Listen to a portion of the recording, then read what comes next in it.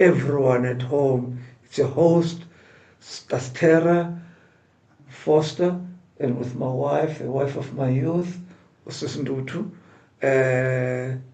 Today, Vovo, we want to look at absent fathers. Stats is out there.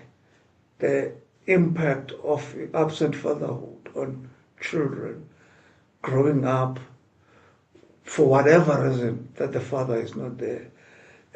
Absent fatherhood is manifesta ngendlela ngendlela. The father may be there physically, but emotionally and otherwise is not there. The father may be separated from the mother through divorce, or they never got married, but akakho involved ebomini bomntana.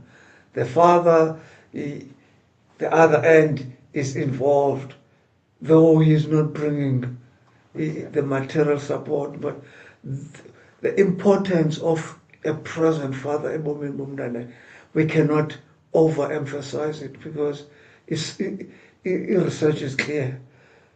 With development right from conception through the stages, umntana at 6 months already can recognize the voice katatakhe. Wow. Yeah, from 6 months as well, that child can tell tata lo mama lo. Wow. Yeah, so and it helps la bond katata no mama. As much as mama ebalulekile, the father is also important. Ibonakala esikolweni, education, development of the child cognitively, it's clear that this one was without the father present.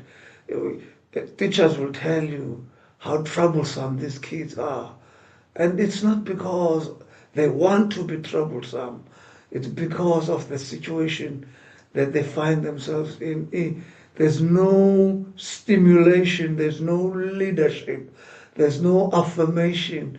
You know that thing, katata, well done boy, akubambe inhloko, well done kwekwe, umfuzile wena. Nobuya yazi uba ingwenya yayingekho sharp, but that thing of your father affirming you and saying, well done, teaching you how to do your tie. Those things contribute to positive self-image umntana, confidence, even with the girl child, self-esteem. There's a big difference when a child grows up without the father around.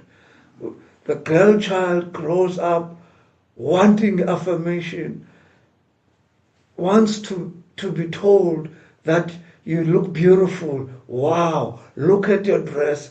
And that coming from a father, because it is said that a father is a girl child's first boyfriend. So if the relationship with the father is not correct, is not all right, that child is going to go out looking for that kind of relationship. And unfortunately, it opens her up to the abusers, all sorts of wrong influences, because she's got that wound, that gap in her heart. She does not have the father's voice in her heart. She wants to fill that void. And others end up on the streets with boyfriends, 10 prostitutes, crime. All those things are influenced. With a boy child, you're not getting the affirmation, you want to be affirmed, and Amajita are out there, ready to play that role as role models, because you don't have one. You are open, you're looking for that. So, but today, I think I was just laying the foundation for the viewers to know what this episode is about. Now, I think, would you be kind enough to share briefly who is Luvuyo before we go into the absent fatherhood and how it impacted you? All right. Luvuyo, Ngxiki, but more most people, they know me as Uvovo. Yes. On PE, married, Yes. happily married to Unolundi, Ngxiki wayengunjozela. Oh, yes. Yeah, so we've been married since 2010, which is Wow. now and I must say, Ukuthi, we've been together, just the two of us for years, joined by Luvuyo. Yes. We are now proud parents. Yes, sir. To a soon to be 3 years old Luvuyo yethu Ngxiki. Yes, sir. Yeah, so we're happy to have him. It was a struggle before Abekhona. Yeah. Yes, and now he's part of Full Life here too. We are so excited. And at home, we also stay with my dad. Yes. I'll share about that. So in our household, it's myself, it's my wife, it's my child, and it's my dad. Yes, ma'am. Yes. That's And now personally, I'm proud to also mention that I'm an author. I'm an entrepreneur. Yes. I'm a speaker. So it always feels good to introduce myself that way. Sure. Yes, Sure. I feel that I've grown. Like I was born 1980, which makes me 44 years. Okay.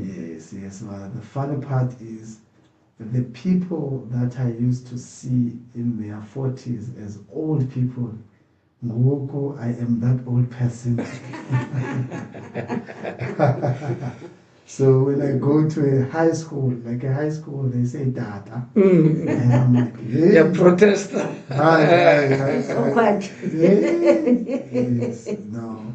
So I think that is Uvovo. Yes, sir. That is Uvovo. Wonderful. It's good to know that part of Uvovo. The Vovo, the owner of Pikelela. Pikelela Empire. Empire. Uvovo owns a studio. Uvovo is a photographer. Uvovo a speaker. Yes. Thanks for sharing that part. Now, let's go to the part of Vovo growing up as a child. How was your childhood? Do you care to share that part? Yes, I always say that I was one of the fortunate kids in the area where I grew up. So I'm told I was born in Livingston, okay, January, 27th January. It was on a Sunday, 2021. Oh, yes. And at the time when I was born, my parents were both married. Like we were married to each other. And they were staying in New Brighton, in Madala. Madala, yes. Yes. And this is what I heard from my mom. And when I was writing the book, I did a little research and I asked my mom to share things that she didn't feel unnecessary for me to know, you know. But as you are writing a book, you want to write things that are authentic because you are writing about something that is also known by other people who are older than you. So you don't want to write a book and they say, that story, that's a lie. Yes, we were there, we know this. So my mom shares something that is actually important. I don't know if it still happens in other families, where when she gave birth to me, she went to my grandmother. Okay. So for my grandmother to assist her, to show her, because my mom was turning 24 at the time. Or 1956, so I was born in 1980. So she was a 23-year-old, January, or March, she was about to turn 24. She was young. She got married at 22 or 23. And they conceived Mna. And, you know, from the time she stayed with my grandmother, for my grandmother to assist her, my dad became a bachelor. So my dad was just out in the Ezuputwasebai. So my dad would just constantly drink.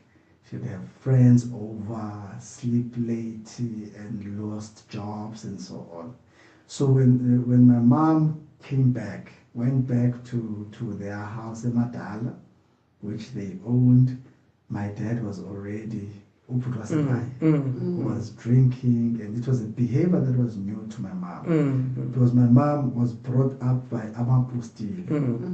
They were not drinking, they were not doing any of those amasiko and what, So my mom had both of the parents like. So that came in 1920, and then my grandmother in 1933, and she was brought up by these people who believed in the Bible, and now my dad is bringing up in Kwala. He constantly comes at night, drunk, and my mom has to go to work, and so they started having problems. And my dad, when he lost the jobs, it meant that he didn't stop uksela, but then he still needed imali. And that would actually upset my mom. Hey, it means now I'm working up as one parent, and on top of that, you want money to go and drink alcohol. So I think that's where Izindo just became worse and worse. And my mom was like, I cannot bring up my son in this situation. In this condition. I have to go back home. They then divorced. So I was only 2 when they divorced, and she went back home. So my mom still had umama wake, and my mom has got 3 brothers. So the older brother was in exile. He went in 1978. Yeah, so he's older than Mama. So it's Nune, then my mom, and then the other 2 brothers. Okay. So umakhulu was staying KwaZakhele. Naye umakhulu was in separation from my grandfather. Okay. So, but it's different, Kubo, because they separated when my mom was older. And I believe Mama Uguti, the year they were separating, the week they were separating, my mom was writing exams in matric. And it meant Uguti, she didn't have Imotizak. She wrote her matric without Imotizak. And as a result, teachers with disappointing remarks.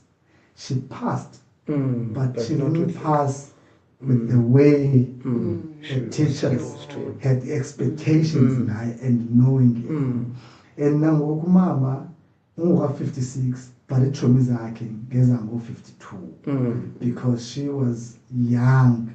At school. She was at school with abantu who are older than her. She did well, and So now it meant Umakhulu had all of her kids besides the one who was in exile, and my mom went back. So now my mom was a 26-year-old, single parent, a divorcee. And that I was brought up from that kind of environment. Yes, and what is also important to share is before I was born, Umama, was in nursing school. That's how they met with my dad. Okay. And Utata being part of Ilafia Kamama, Umama was doing her first year, if not second year, in nursing. And that they were very strict in nursing home. The 70s. Yeah, they were very strict. And then Utata took Umama and they didn't come back. So my mom was expelled from Kundet nursing. So it now means Uguti Umama was working at Orangenza as a receptionist. And now she's a receptionist, she's a single parent, she's a divorcee, and now her peers are now coming back, which is now 3-4 years later, as honest. They've got qualifications. So now, in reception, she gets to see indanga zakhe. She gets to see ukuthi it could have been her who is a nurse, and now she's answering the phone. So this now means ukuthi from the age of 26, kwakukho regret yoba ngabana I've done is wrong, and utata from umnyaka wokuqala they met took away iphupho lakhe of becoming a nurse. 2, and now she's a divorcee. 3, now she's a single parent. Just in into yoba ngabana this man being part of life yakhe akukho nto right yenzekileyo ebomini. So sorry, Vovo. So when they divorced, how old were you? 2. 2 years. So now you are growing up without your father, and you meet other children that are having fathers. What was happening in you when you were meeting other children with fathers? Okay, so I think at that age I don't even know what's happening at that age. So for me, it didn't mean anything because I didn't know the feeling of having that. I mean, now as a 5-year-old, you are going to crèche. You hear other children talking about their fathers. You are going to the lower primary school. You hear others higher primary and high school. Okay, so I think I only had a feeling or recognized which I don't have a father only when I was probably 13. Okay. Because growing up as a Kele, there's probably 1 or 2 families. When the father is there. Yeah, so the rest, it's just normal. The environment you were in, yeah. Most of the children did not have fathers. Yeah, so it's just, yeah. Okay. It's was a Kele, where I grew up in the Matana. The father would be in the 2nd street because of they were dating. So, but now it's not a normal one. So where you would have like a family where there's a father and a mother, just like on TV, it was rare. It was something rare. For you, and at the time, because of the majority of my friends, they don't even have that. So it was not something even botherisha. It was normal. It was normal. Normal life. Normal life. So the only reason I remember Ukuti as a 13-year-old, it must have been the time. It's because of someone I met at 13. Okay. So I met, I was in high school, then I had a friend, and this friend was related to Utatu Sabelo Makwata. We call him Sabs, you know. So I think it was the first time I would be, you know, I would notice. Even notice I know man, Lendru, you know that and mom. And I think the only, you know, it's just that I loved everything about them. So as a 13-year-old,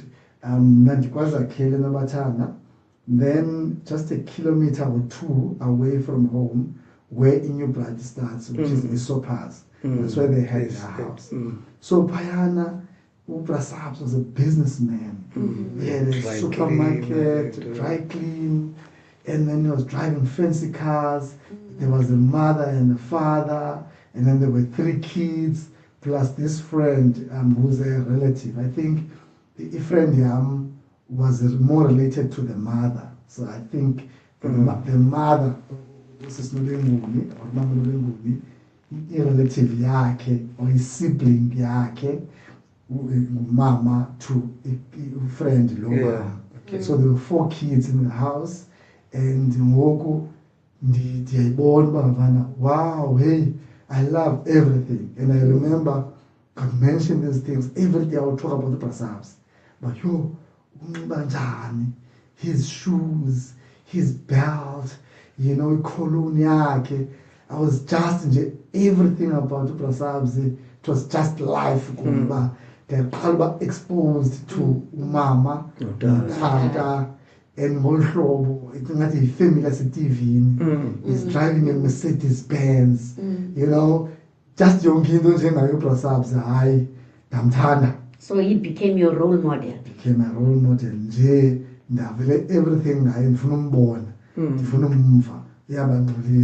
and that is giving abantwana abafuna ukuqhuba, and they are 13, 14, the boys bona they get to drive, and that now perhaps kube bona sikhona, we would go to his shops, we would go to his dry cleaners, sisebenze, ngesinikwe envelope enemali.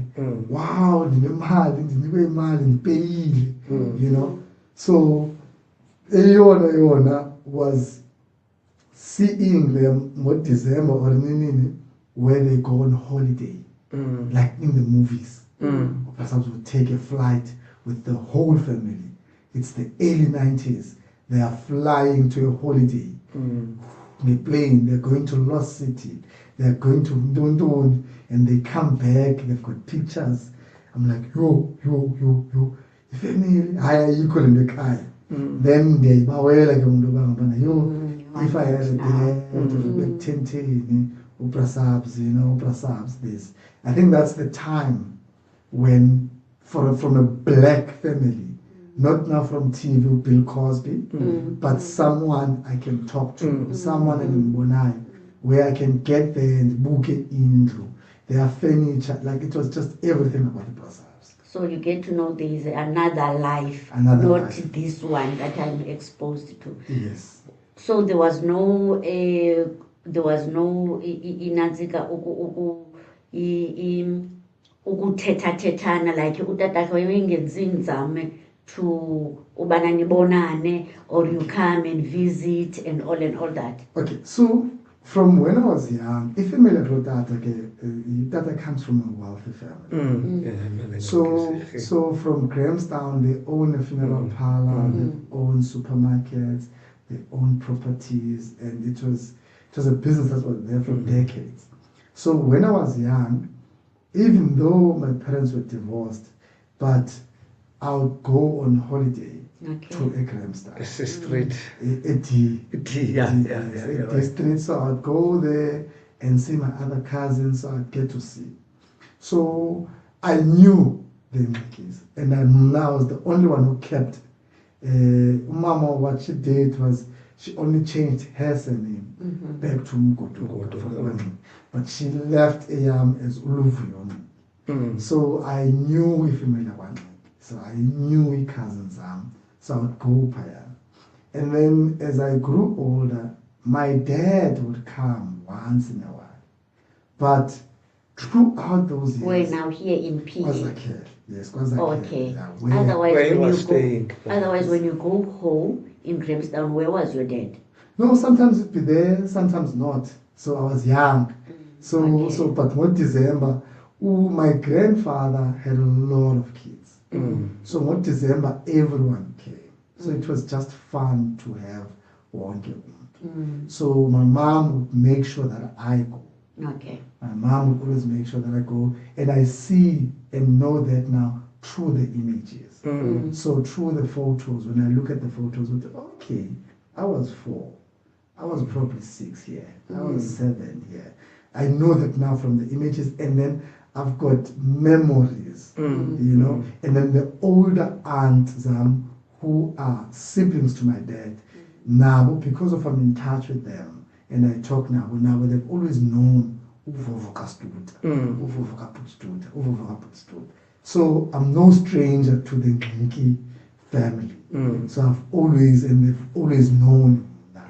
So whenever I see Umdupa, they'll be excited, now I'm excited. So, but now, growing up Kwazakhe, between the age of 2 to 11, my dad would rock up. So my dad was more of a driver. So he was a driver, more like Uvelapi of some sort. Because I think even the Rastuta comes from him as this tutu or something. I'm not sure where that nickname comes from. But he would get these odd jobs as a driver, but he would lose them because of his drinking problem.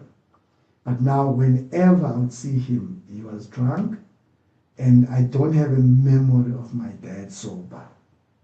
It's only now in my late age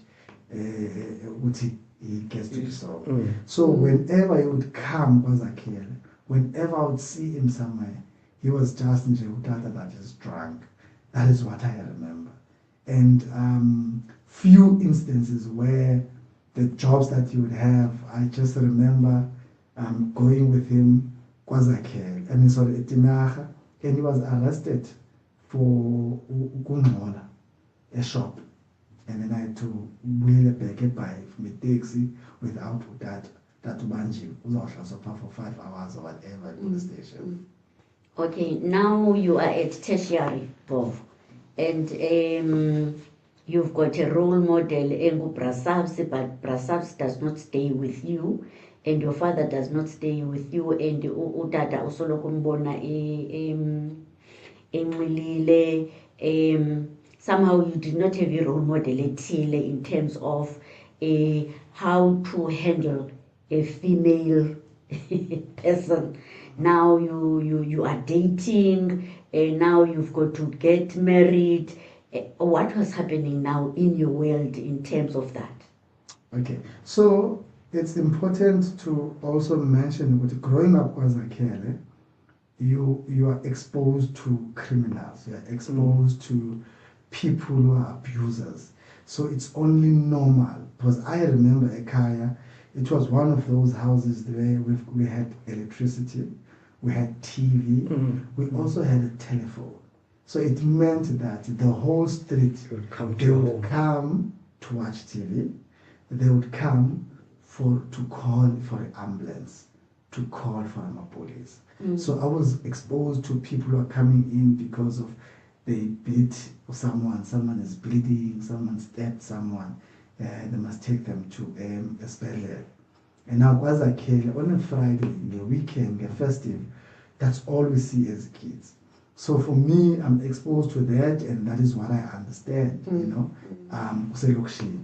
So by the age of 13 and 14, I was arrested. By the age of 15, I dropped out of school.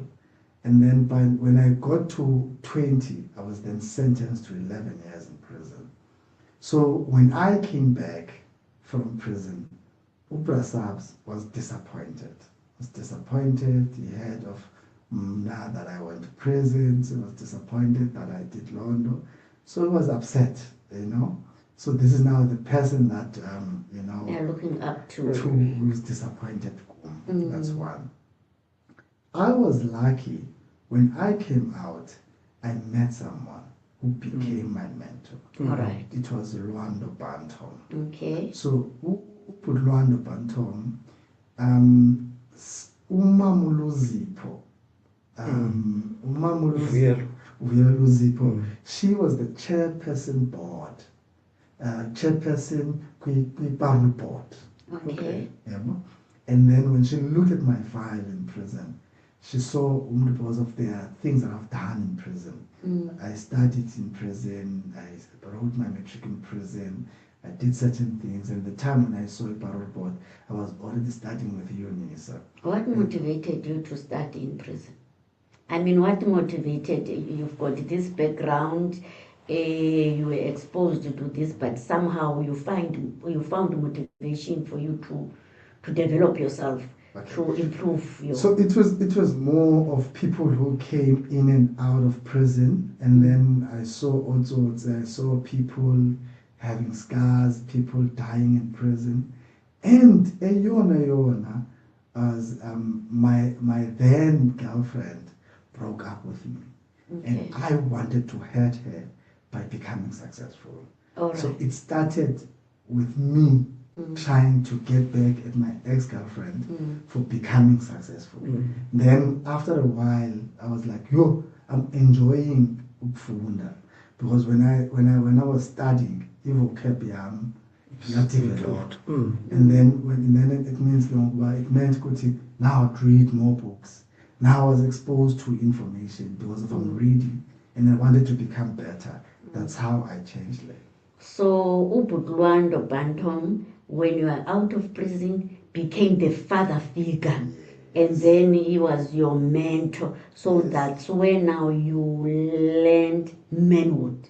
Exactly, I can say that. Because at the time now I'm 27. Yeah. So I was released at the age of 27, and then through him, the friends I had now, it was more born again Christians, it was more professionals, CAs, doctors, engineers, now I was exposed to people abnormal who are living in Chile. These became my friends, who are now 90% of the people I know, somehow they are linked to Putlwando. That had an impact. And even when I got married, it was because I was with my wife and staying together. But through this is attender, we felt what we'll get married. So influence Bikona as well, without him saying you must do this. But just in being around environment pushed me just to grow. So I can say, walk with my wife. Tata is not part of the picture. Tata is staying in some shack, a clay school, and that I would go and visit him. It was just 1 month where I had to go to the US and my wife had to go and visit. She's the one then called me and said, but do you know where does Tata stay? I was like, yes. She was like, no, I mean where he sleeps. I was like, yeah. And she was like, no, we can't. We need to take with that. And at the time, we were staying in a big house and it was just the two of us. So my wife influenced us taking Tata to come stay with us. Okay. 6 years later, it left us.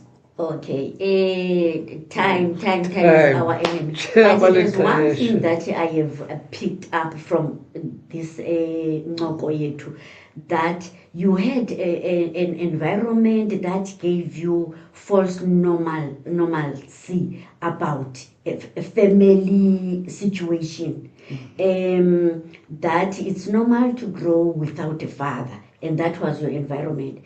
And it's also an environment that changed that narrative, because through mentorship, but also the environment, being surrounded by people that were progressive, that were doing the right things, that also shaped you and made you what we have missed when you grow up, to somehow catch up, so that when you've got your own family, you are able now to provide. Even for Luvuyo, as he will be growing out, you are going to provide the present fatherhood thingy, and be able to model what does a father means.